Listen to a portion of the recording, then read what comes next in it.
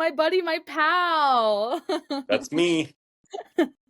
OMG, welcome to the Songwriter Diaries. We're Thanks so for having stoked me. to have you on. Also, Kyle has a last name. Kyle Warner. At birth. I was just pulled off the street for this. Okay, so tell us about yourself and your musical journey, Kyle Warner. Ooh, okay. So I've been playing guitar since I was 8 years old. And I've always wanted to, write songs and make music, but I never had, well, for the longest time, I didn't have the courage to do it, and just kept putting it off, telling myself I'll do it when I feel ready. And then I realized, oh, I'll never feel ready. So I just gotta fucking do it. Yeah. So, can I swear on this? Am I allowed to swear? Yeah. Okay, cool. Yes, that's our favorite question because people get so excited. They're like, "Oh yes, I can just drop them all the time." Beautiful. So yeah, so I was about 29. So it's only been about 6 years. 29 when I started going out and playing open mics and stuff, and then started writing songs. And I mean that's the short of it. But yeah, I've been, very a very musical person, and loved music since I was a little kid. I'd come home from school and put my favorite CDs into the stereo and just break out the little booklet and sing along. Ever since I was little, yeah. I didn't have a beard at the time. I was much more youthful looking. I know, it's unfortunate. I should have had a beard back then too. Did you have like your favorite CD that you would play all the time when you were a kid? It was all like 90s country and stuff that my parents had, and that's what I was, grew up on. So it was a lot of Clint Black and Dwight Yoakam in those days. Yeah. Black. Yeah. So good. His Christmas album, Christmas with You. I don't know if I ever heard that one. Oh my god, it's so good. It's like my favorite Clint Black album ever because it's like it's like 90% originals, like Christmas originals, and and then I think he does like Silent Night or something. So good. Highly recommend. Nice. If you're a Christmas the Christmas album that is most nostalgic for me was Vince Gill's. Yeah. Good choice. Good choice. Agreed. Debbie and Jeff had the right idea. Debbie and Jeff. Or their couple named Jebby. Jebby. That's so cute. Jebby. Jebby. So Jebby Warner. Would you give us a little insight just into your songwriting process in general, like how you go about writing a song day to day? Yeah, I'm much less disciplined about it than I should be.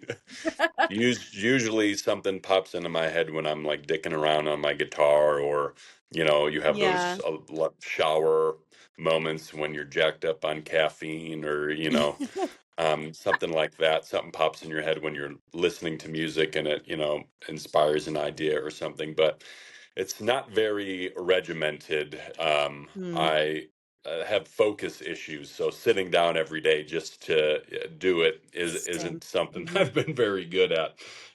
So it's usually jotting down little snippets that pop into my head, and then expanding on them when I sit down with it, really. Yeah. I love that. Sorry, I had to mute myself because my dog was squeaking a squeaky toy. Do you know why dogs like squeaky toys? It's very upsetting. Yes. Oh my god, I think I know what you're gonna say. Yeah, because Kyle works with the Dumb Friends League. Correct. Yeah. Oh my god, so Kyle's like with dogs every day, and it's so pure. It's because that's like the sound that a dying animal that they have had or like eating would make. Yeah. Rip. Yeah. But they're not doing it Whatever. to you, so that's good. They're not trying to get you to squeak, so it's fine. A cute little squeaky toy is a squirrel screaming for its life. Yeah. I heard another. My little dog eats squirrels all the time. It's like, it's a problem. Otter? Otter eats squirrels? Otter. Yeah, I love how it's two animals. Otter eats squirrels. Okay. Wait, go ahead. We're not done with dogs. I heard another dog not done here. That because one of the dogs, I am a dog sitter on the side of my everyday job. And one of the dogs I dog sit for will gather shoes. And I've heard the theory that they gather shoes because it's the last thing you put on before you leave the house, so they don't want you to leave, so they take the shoes. That's interesting. I've never heard that, but I don't know if it's true, but it made me really sad. That's I think it's probably less adorable than that. It's probably they're little freaks and they like the stench inside the smell. shoes. Yeah, and they just want to it. huff the shoes all day long. Yeah, or maybe it smells like because he would like get his parents' shoes. Like he wouldn't grab my shoes; he would get his parents' shoes. So I'm like, maybe that smells like them. Yeah. And he's like remembering. Aww. But yeah, it literally made me cry looking at him surrounded by these shoes, and he doesn't chew them up or anything. He's just sitting in the shoes, and I'm like, oh, I'm not leaving. King of the God. Shoes. Okay, now we can go back to music. I just needed to. Okay, sorry. Yeah, sidetrack. I love dogs. Dogs are the best sidetrack. So we talked about kind of like your song process a little bit. Do you start more with like a guitar part, or would you say lyrics? I would say it's pretty mixed. Like if I'm messing around on my guitar and I come up with something that I like, and then I'll build lyrics that go well with that. Or if I have lyrics but nothing to go to it, I'll start with a guitar part that'll go well with the lyrics. So it really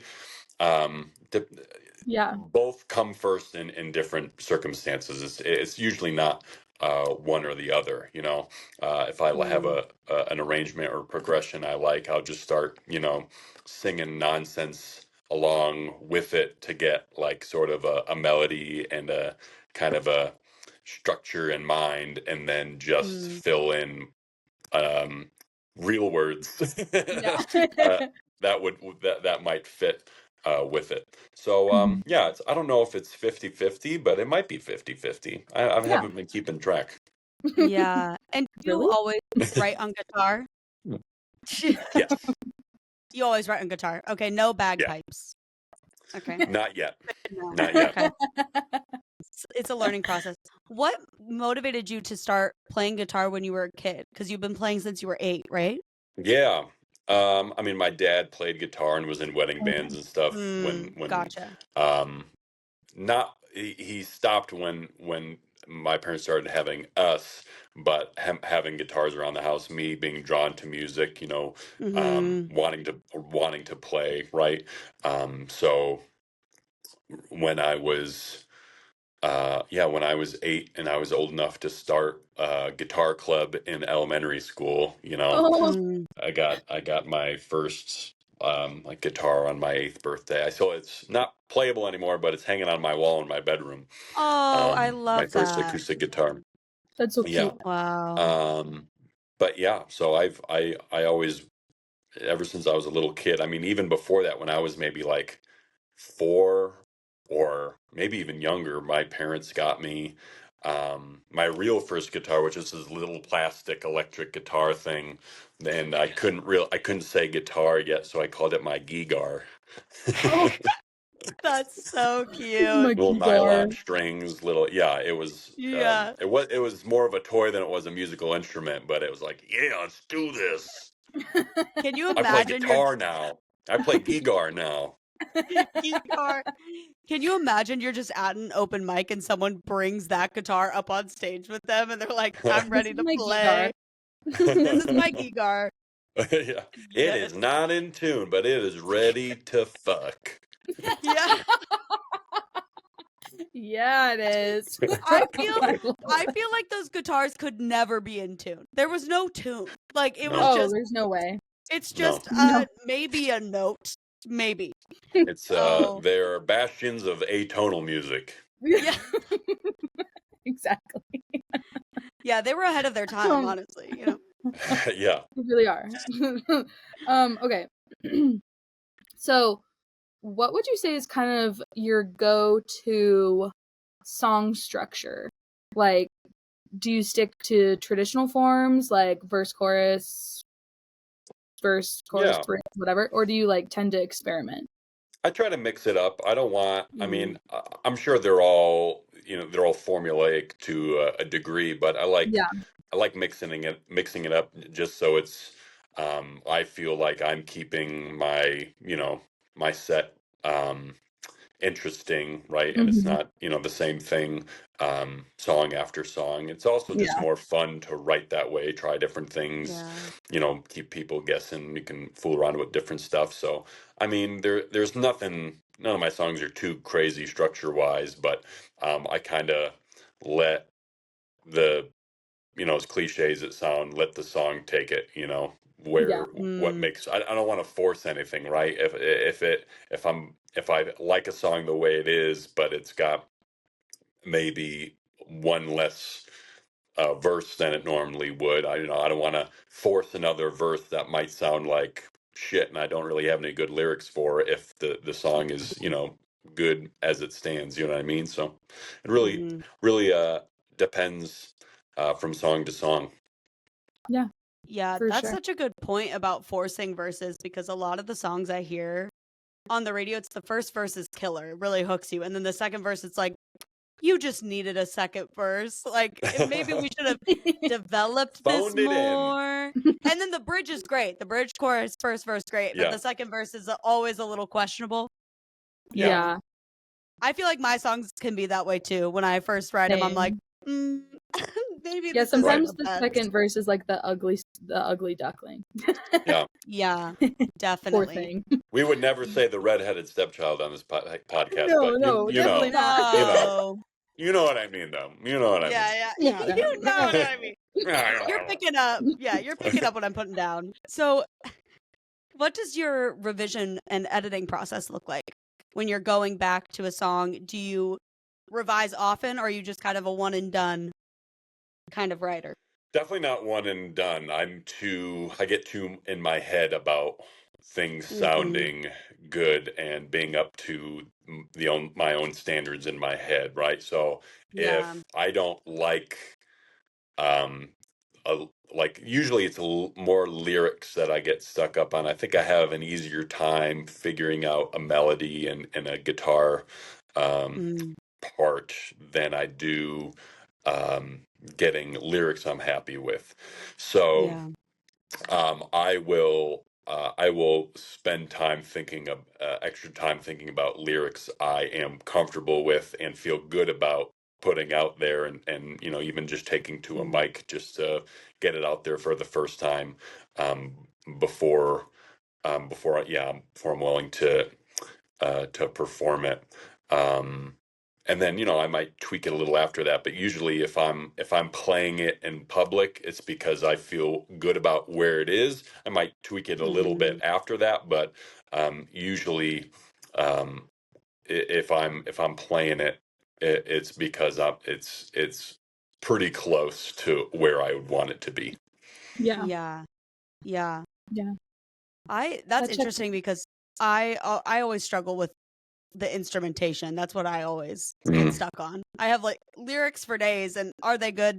Maybe not, but I can't ever find something to put the lyrics to. So it's always interesting Sure. to hear those answers because everybody is so different and different things Totally. come naturally. But yeah. Yeah. Do you go to open mics often as like a tool to test out songs, or you kind of just test out songs like at like real gigs? I don't go to mics as often as I used to and would like to, just for Mhm. the camaraderie and, playing new songs and stuff, just because they're so late. I Jesus know. Christ. Oh, Ugh. Homie's got work hope. in the morning, for I Christ's sake. know. Yeah. Oh, it's horrible. When I lived in Denver, I hosted the open mic at Mercury Cafe, which I Cool. don't know if they still have. They I'm do not sure. Wednesday nights. Oh, they do? Oh, good. Wednesday Wednesday nights. nights, yeah. Okay, it's the I same. haven't been there in a bit too, and I need to get back to that one. Yeah. It's great. But I used to host the open mic there, which was a lot of fun. But it would be from like 9 until 1:30 in the morning until I had to cut people off and be like, I'm going home. Yeah. I'm turning the system off. I'm not gonna Fuck your introduce songs. anybody else. Yeah. Yeah. And then you have the people that you like get like 30 signups and you're like, okay, one song a person. And then you get the person playing an 8-minute song and you're like, okay, Yeah, I or like can't. kind of just like weirdly transitioning into what is obviously another song, and you're like, yeah. Yeah. They're like just like playing a little riff. I wouldn't allow it. No. I had to be mean to quite a few people. Them. Yeah. Yeah, I had to be mean to quite a few people. Yeah, I would be looking up at them, but I would try to be intimidating. Yeah. Yeah, me like 20 years old being like, get off the stage. But, hey, stop, you. or I'll say stop again. Yeah.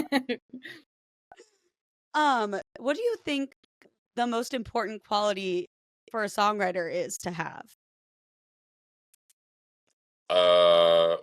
Just one. Well, you can give a few. You can Okay. give a few. We'll allow it. Yeah. Oh, son of a bitch. I mean, honesty is a big one. I mean, that's a cliche thing to say, but like, I don't want to.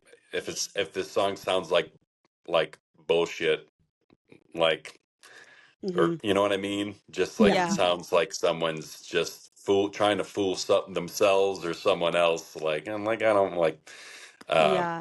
It's gotta. I feel like it's gotta come from good songs come from a more vulnerable place, right? So that's a big one. I think and just like open-mindedness, I think, being open just in your life in general, I think is going to lead you to more experiences and more self-reflection. That's going to lead to better songs as well, Yeah. What do you pull Totally your agree. inspiration for songwriting from? Do you pull it from real life? Are you like basing it on yourself, on others? Specifically. A variety of things. Personal stuff, social observations, like political landscape stuff. I'm a pretty politically engaged, but my undergrad degree is in poli-sci, so I've always been into that stuff. So social justice stuff, social awareness. You have a lot to think about right now. Yeah. Oh yeah. What do you mean? There's a lot. Yeah, there's a lot going on right now. There's a lot going on. A lot to write about. I think I guess another important thing going on what I said before about honesty is songs that are honest about yourself, but also honest about the world we live in, right? Yeah. I want to hear people singing about, themselves in a deeply honest way, and the world they're living in a deeply honest way too. There's a lot of shallow shit out there that I don't care to listen to. So Yeah. I love that. I feel like it's easy to enjoy the shallow stuff in a way that's, it's a fun song to dance to or listen to in the car. Right. Yeah. But when I'm sitting down and wanting to engage with a song or a record, it's always the deeper stuff that hits you. Yeah. For sure. Like, I'm not sitting down with Justin Bieber's album. Well, that's not fair. He does have a couple songs that are there are a couple songs that are deep. I was trying to think of any pop artist, and I don't know why he came to mind. I don't know. He was just in the back of my head. And when he hears this, he's gonna be pissed. Yeah. He's gonna be, honestly, we're gonna get canceled. I have it on good authority he listens to this podcast. Okay. You're like, actually, he's in the room with me and he has notes. Actually, Did you hear that, Jess? We're brothers. But I enjoy, some of the songs. Like Baby was a hit. I'm sorry. It really was. And wow, deep cut. But it's not that's the only name I can think of a song. He I'm not sitting down listening to his album being like, I am getting introspective and thinking about life and myself and yeah. Anyway, I'll stop bashing on Justin Bieber. A bad thing. I should have said like Dua Lipa. Like Dua Lipa songs I love. I love Dua Lipa songs, but I'm not sitting there getting reflective on them. Or, or thinking about like world politics. Yeah. Like, I mean, there's nothing wrong with those songs either too. I just want a balance. Like exactly. For sure. Yeah. Me too. Exactly. Okay, kind of talking about other artists. I'd love to know like artists that inspire you, and then also we do this fun question, which is if you could share a bill with 3 other artists. So it's you and so it's like 4 acts total, you and 3 other artists, dead or alive. Who would you choose? I mean, if they're dead, they're going to put on a pretty shitty show, so it's just cricket. Just laying up there rotting.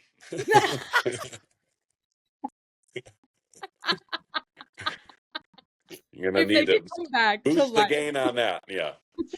I was just like rotten and rocking. That is a great. Yeah. Wow. It's a new genre called rot rock. Rot rock. It's quieter than you'd think. It's quieter than you think. It's just a lot of moaning. And crickets. Yeah, moaning.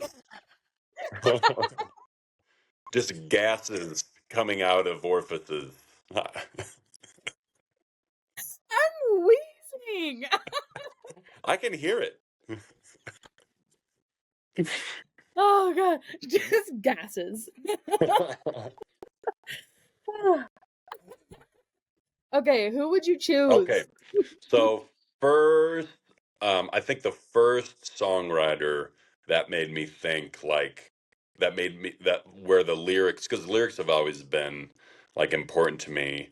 And the first songwriter where I heard the lyrics and I was like, this is like music as art, like songwriting as art, poetry, Justin Bieber was you took it right out of my mouth. Yeah, nailed it. See, close second. Okay. Was in high school hearing Ray LaMontagne's album Trouble for the first time, and that's still one of my favorite albums.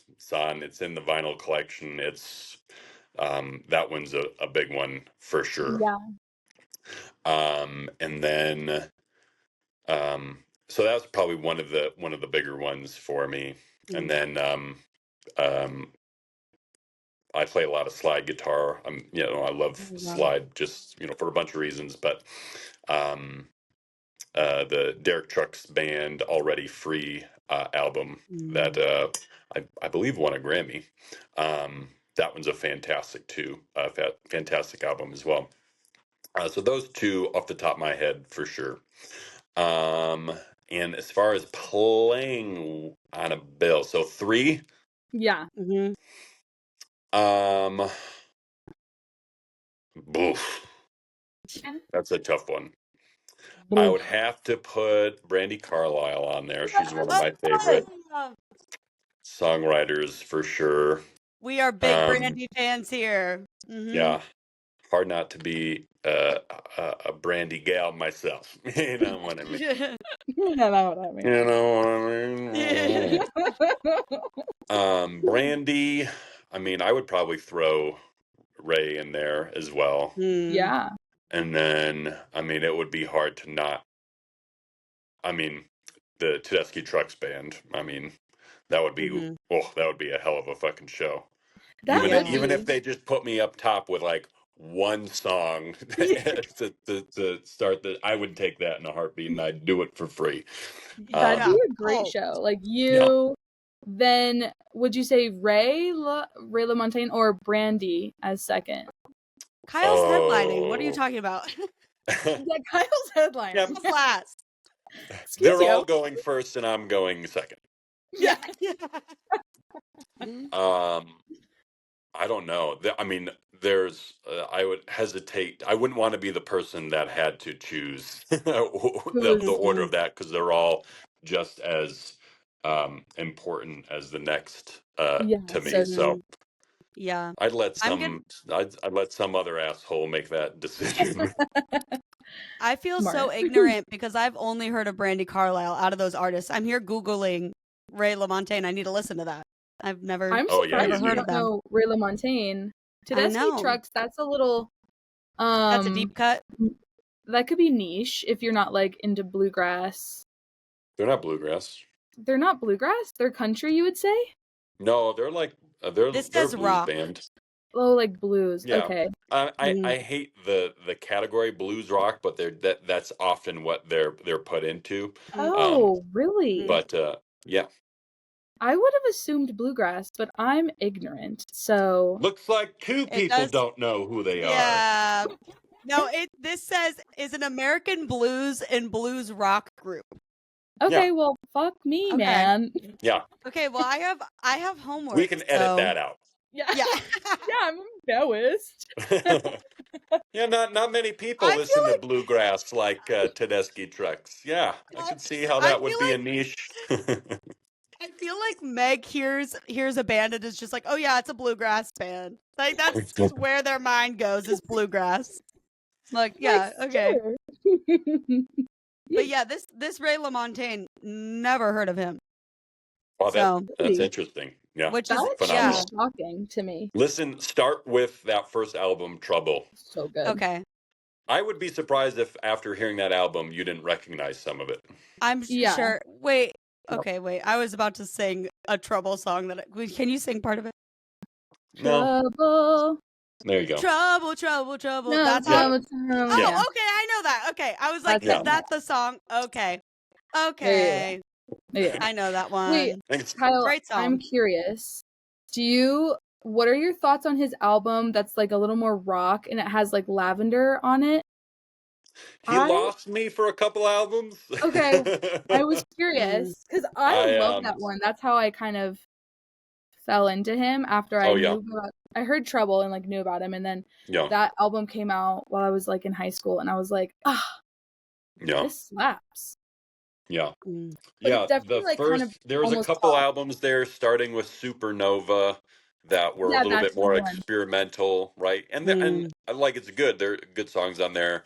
It was just a departure from what I fell in love with them for, right? So not to shit on it at all. It's just that when you're expecting one thing and you get something different, it takes a little time to adjust.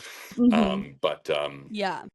first few albums, the last couple albums, his most recent one, I keep forgetting the name. It's called of Monovision. It is Monovision. Yeah, I have the wiki pulled up. Yep. What's the album after Supernova? That one is called Ouroboros. Right. I don't think Ouroboros I or heard something? that at all. Yeah, I don't think I've heard anything off that one. So those two I'm not super familiar with, but yeah. Love But it. yeah, I'll start with Trouble. Great bill. Yeah, definitely start with Trouble. So good. Fantastic songs. Fantastic songs. You're gonna have to explain to Justin Bieber why he's not on your bill.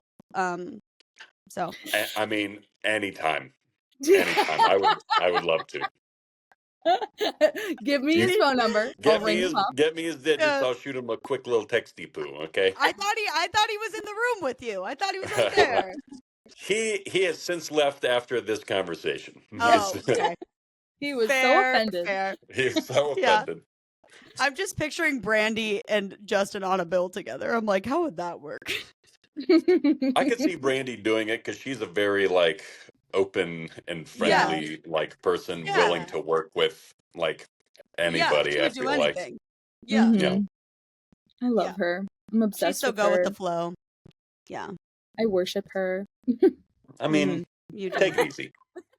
She's still just a person. Let's just take it keep easy. going. She's my deity.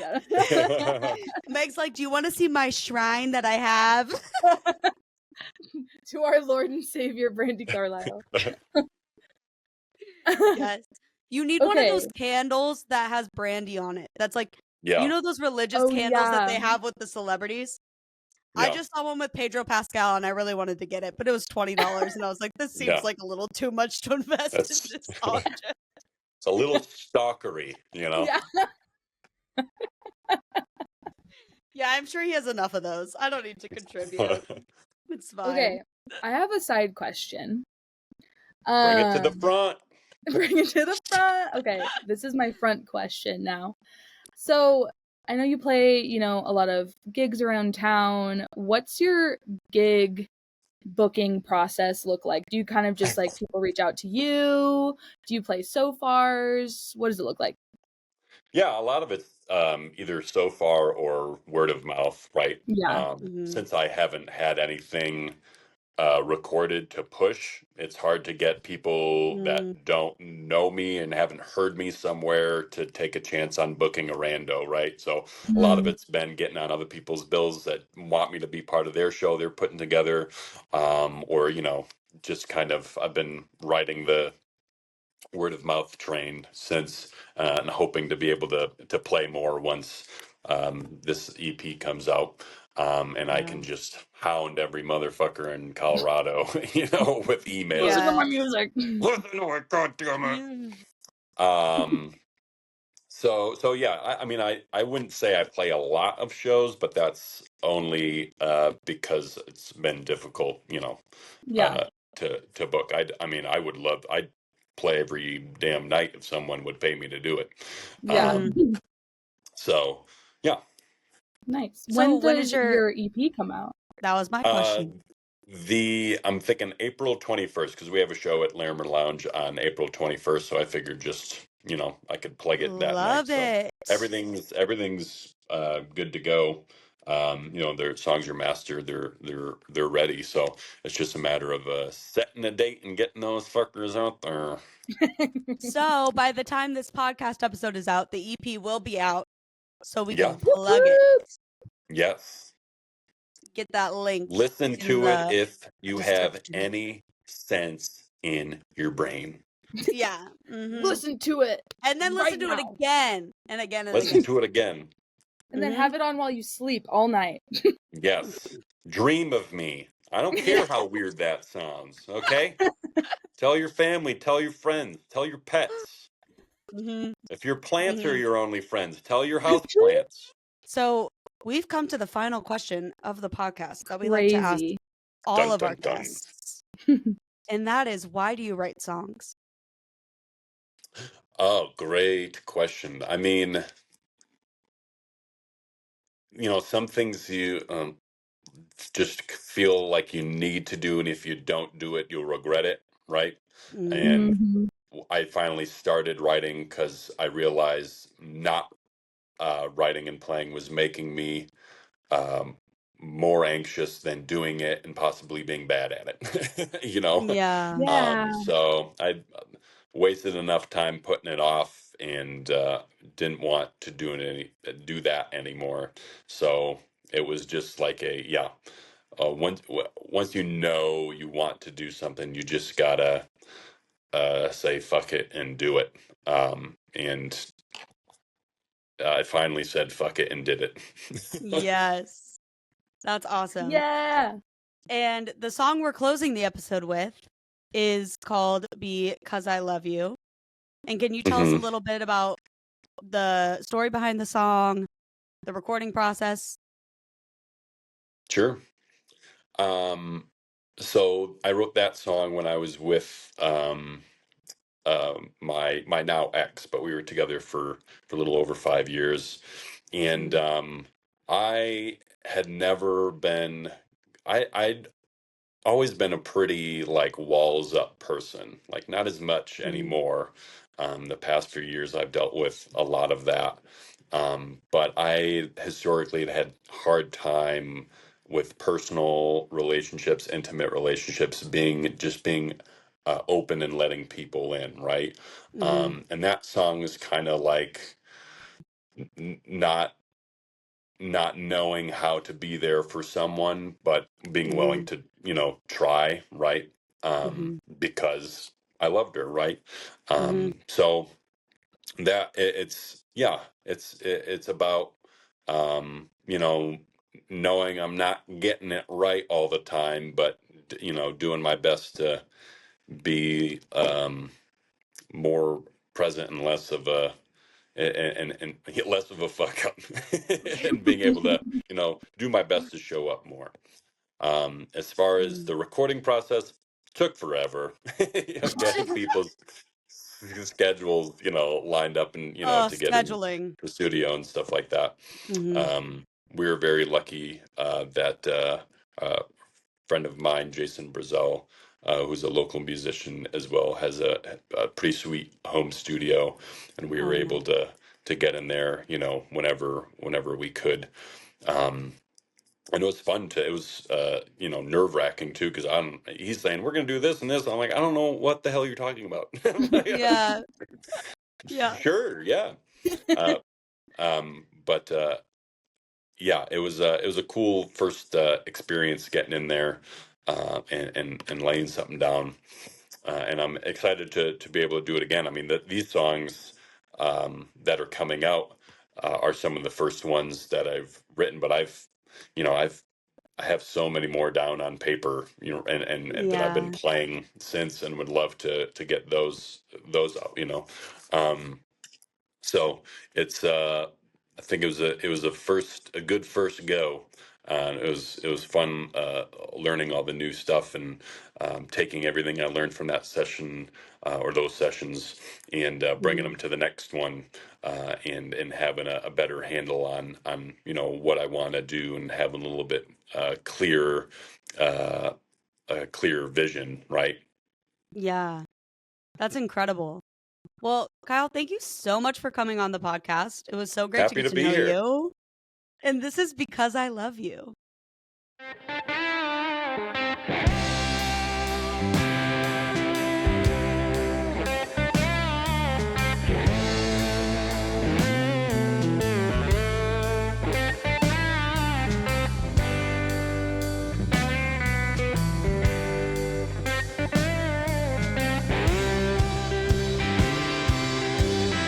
I don't know how to love you. That's how I feel sometimes. I don't know how to hold you when you need it at night. But what I can tell you, I'll work to make it right.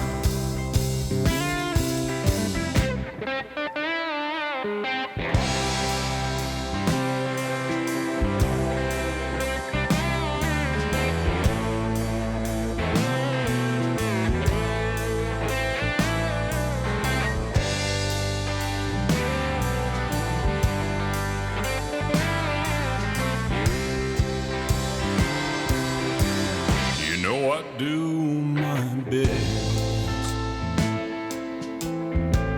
and I know you do too. When I make you cry, you know I feel like a fool. But I know you never think I'd try to be cruel.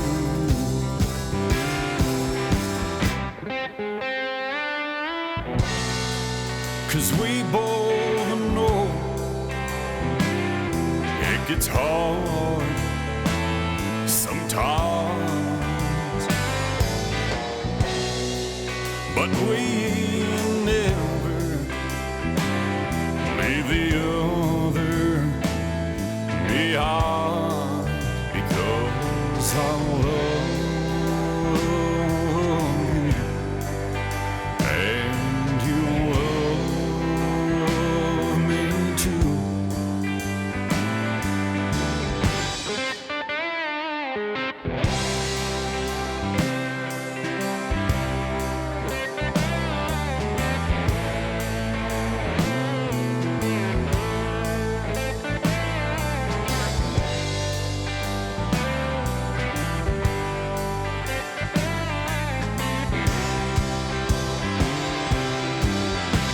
lot of years ahead, and I'm ready for more. There's no doubt in my mind, we'll both give them our all. But if you need me, I'll catch you if you fall.